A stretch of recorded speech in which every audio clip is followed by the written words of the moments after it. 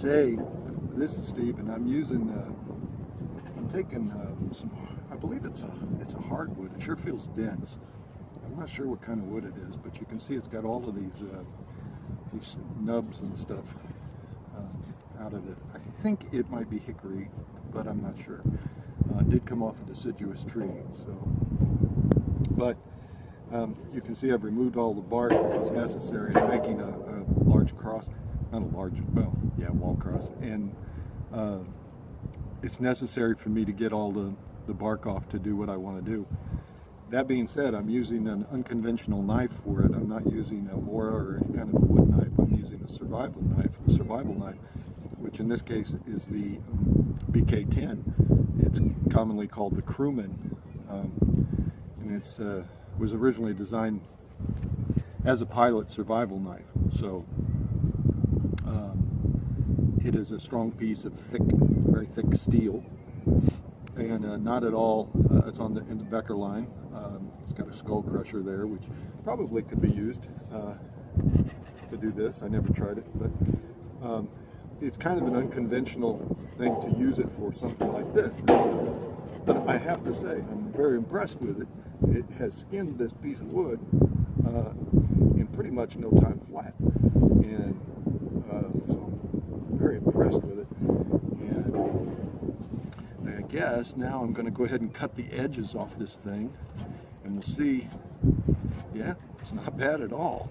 Using it to do this with, and what this does is it I think the word is camphor, but it takes the sharp edge off the end of the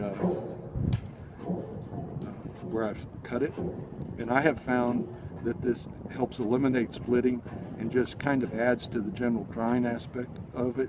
And of course, if you were going to pound this with a hammer or something, this would stop mushrooming by doing this.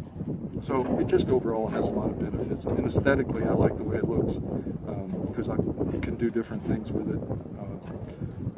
This will have to dry out a little bit before I can do much more to it. You really have to do these things in stages. When you want to cut this thing, you want to cut this, skin this wood and carve it while it's green, because this is a dense wood, whatever it is, and it would be very difficult to cut this or do what I'm doing right now when this wood was dried out.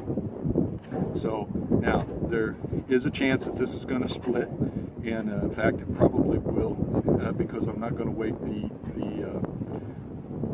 as long as I should wait for it to dry. See how I camfered that all the way around. I think camfered, I'm not sure about the name. So this is like stage one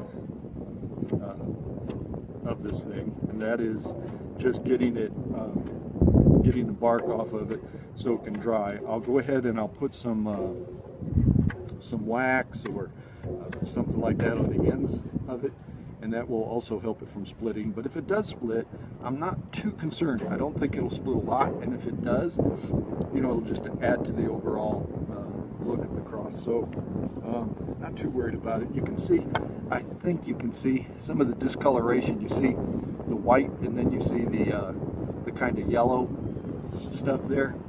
That is some of the inner bark that's still left on there. What I'll do is I'll come back later in the second stage, maybe even today, and use a Mora, the back of a Mora, the spine, and kind of get some of this stuff off. By using the back of the knife, what I'll do is eliminate some sanding, in some cases, depending on the wood, all sanding, or at least most of it. And also it won't, if I were somewhere where I cared about losing the edge of my knife, it would,